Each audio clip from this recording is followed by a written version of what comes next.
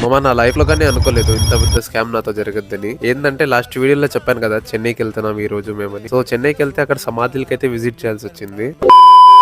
మేము వెళ్ళిన grave yard పేరేందో, అక్కడ ఏ సమాధి ఉందో ఈ వీడియో లాస్ట్ వరకు చూసేయండి, చెప్తాను. మేము వెళ్ళిన సమాధుల పేరైతే అన్నా సమాధి అండ్ కరుణానది సమాధి అని. ఈ సమాధుల్ని కట్టించిన వాళ్ళు ఎవరంటే కరుణానది వాళ్ళ కొడుకు స్టాలిన్ కట్టారు. ఈ గ్రేవ్ యార్డ్స్ ఏవైతే ఉన్నాయో వీటిని చూడడానికి చాలా విదేశాల నుంచి మనుషులు కానీ వస్తున్నారు.